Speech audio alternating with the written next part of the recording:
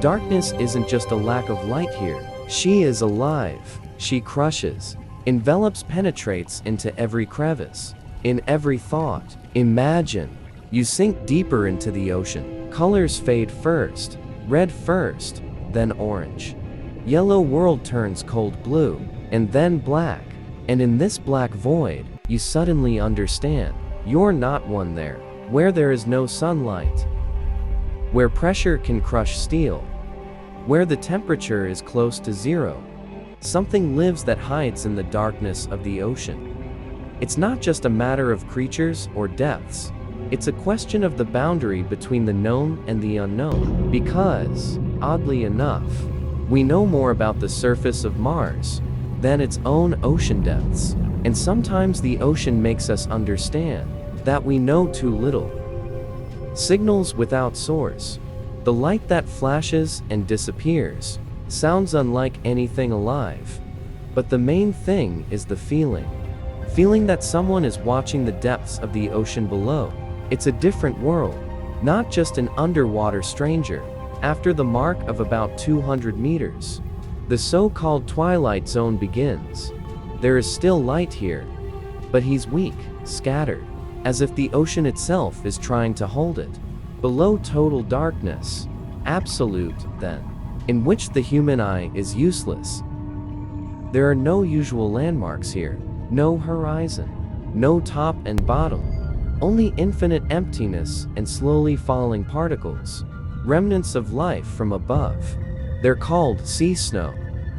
This is all that remains of the world, which we know. The temperature here is icy. The pressure is monstrous. At a depth of several kilometers, it is hundreds of times more atmospheric. Any unprotected body will be roasted like paper. But life doesn't just exist here. She adapted. Creatures without eyes, or vice versa, with eyes that catch the slightest glimmer of light, bodies transparent, like glass or black, absorbing any light, and most importantly, silence. Such silence that any sound becomes an event. Snap, distant hum. Vibration. In this world, sound is sight. And if you hear something, may have heard it already. Light flashes you in total darkness. Not soft, unnatural, cold, sharp, like a signal you see it from afar. Tiny dot, pulsating in the void. She's approaching. Or is it you moving towards her?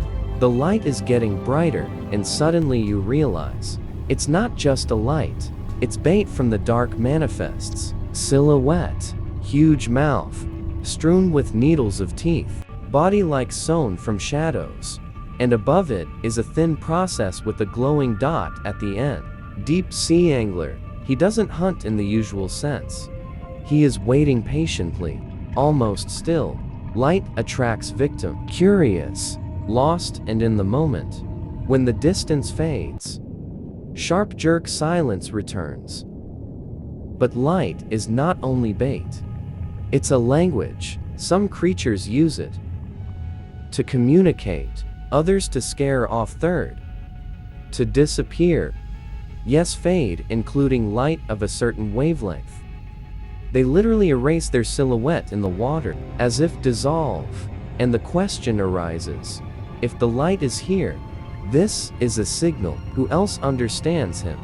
Wonder if you wondered, that in the darkness of the ocean light is not just a phenomenon, a message, and if we could decode it. To we hear, there is no place for weakness in the dark. You don't see the predator. Do you feel him? Water movement first. Barely noticeable, then pause, and then hit.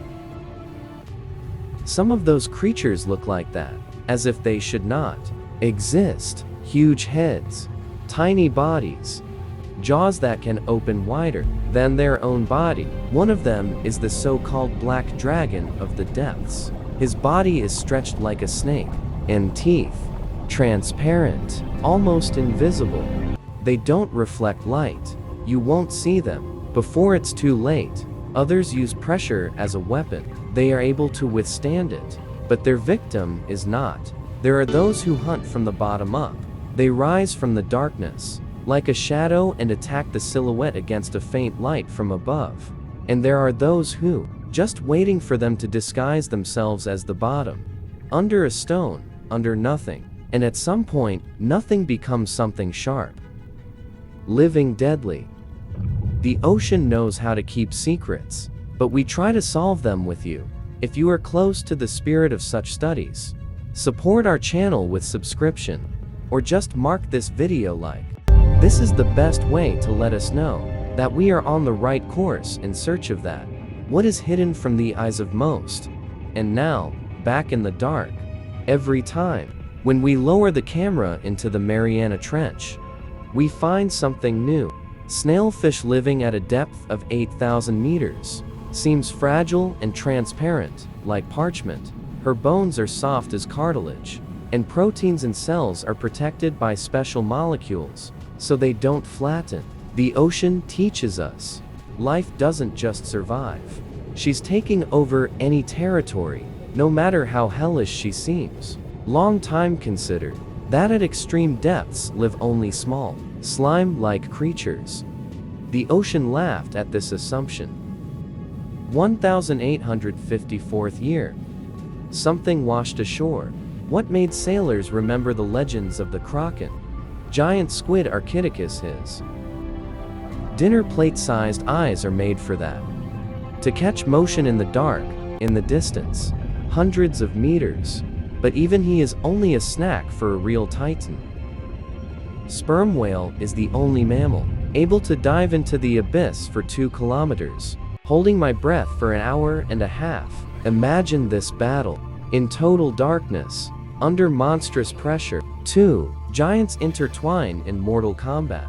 We find scars from suction cups, the size of a basketball on whale heads. We find squid beaks in their stomachs. But we never got this battle videoed in a natural environment. It happens there, where we can't reach. The ocean is not silent. He is talking, but sometimes he speaks the language, which we don't understand. The sound was recorded in the depths. It's called Blooper. He was so powerful that he was heard by sensors at a distance of 1000 km. The sound was like something alive, but too loud for any known creature. Hypotheses were different. Ice cracks, geological processes, but the recording stayed. And that's not the only case. Sometimes rhythmic signals are recorded. Repetitive, almost meaningful. They appear and disappear without a source, with no explanation. In the dark, where the light does not work, sound is everything, and if something makes a sound, it exists. But what if it's not just noise? What if it's communication? Between whom and what? Imagine. What do you hear such a sound deep? Long it passes through you. Like a vibe you can't see the source, but he knows where you are. The darkness of the ocean is not empty. She's filled with life. Who doesn't need us? She doesn't need our oxygen, our light, our technology. She, self-sufficient in its cold, eternal calm. And there's some frightening beauty in that. We are scared of the dark under the bed when we are kids, but becoming adults, we understand that real darkness is an abyss, which is always there. In just a few miles from any shore begins the territory where man is nothing. The darkness of the ocean hides not only biological species. She is the greatest museum, and simultaneously, greatest dump in human history. 1,000 sunken ships rest at the bottom. From ancient galleys with semphors, full of wine, to steel monsters of the Second World. But there is something here, what is not mentioned in official reports. Containers with toxic waste, lost nuclear warheads, flooded subs, whose reactors are still pulsing. Sufficient heat in icy water. The abyss keeps our sins. In the dark, corrosion slowly nibbles metal, and sooner or later then, what was hidden will return to us. Deep water, vehicle gliding over muddy bottom. Suddenly from the darkness emerge the outlines of the plane. He looks almost whole, as if just parked here to relax. Inside silence and eternal peace. Ocean canning history. but he also erases it. Deep sea worms, osedacs, known as bone eaters, able to destroy the skeleton, whale or human in a matter of months, leaving no trace of that once lived and breathed. We look at this wreckage and realize, for the ocean, we are only a moment. Our technology, our wars, our greatness, all this turns into scenery for the life of those who doesn't know about the existence of the sun. You're walking on the deck of the Titanic and you realize that he no longer belongs to the world of humans. He became part of the reef, home to creatures which don't even have names in our encyclopedias. The deeper we dive, the weirder the world gets. There are seats where jets of boiling water break out of the cracks in the bottom, hydrothermal springs. The temperature there reaches hundreds of degrees, and yet life boils around them. Creatures that do not depend on the sun. They feed on chemistry, gray metal. They live there, where, according to all the laws of life, should not be. This is a different type of existence. If life can arise here, where else is she possible? But there is another. Sometimes in fishermen's nets they find that what can't identify, weird shapes, unknown species, creatures that are possible, should have never been on the surface. And every time there is one and the same feeling. We pulled something too soon, or too late. The ocean is huge. He's older than us. It keeps the memory of the planet and possibly death. It's not just a place. This is an archive, and we just started opening it. The darkness of the ocean is not emptiness. This space, filled with life, signals of secrets. We used to think that unknown is somewhere far away, in space beyond Earth. But one of the biggest mysteries is right here, under us. When are you next time? You will stand on the shore and look at the horizon. Remember this. Think about that. What? Right now, under this shimmering smooth, in absolute silence and eternal cold, moving something huge and ancient. It is not evil or good, it just is, and it was here long before us, and will stay long after that. As the last trace of humanity wiped off the face of the earth, we just started our way in learning these mysteries. Abyss knows how to wait, and she reluctantly gives away her secrets. But we'll keep going down, because curiosity is stronger than fear. Every dive is a step into the unknown. Every expedition attempts to look there, where we're not meant to be. And yet, we continue. Cause there's something appealing in this darkness. Something that makes us ask questions. What if we're not taught? What if there are life forms, which developed in complete isolation, according to their own laws? What if the ocean isn't just Wednesday, a separate world? And perhaps the most honest question sounds like this. We are exploring the ocean, or the ocean lets us do it. If this story left you feeling that there are still real secrets in the world, you are not one, and if you want to continue this dive, you know where to find us.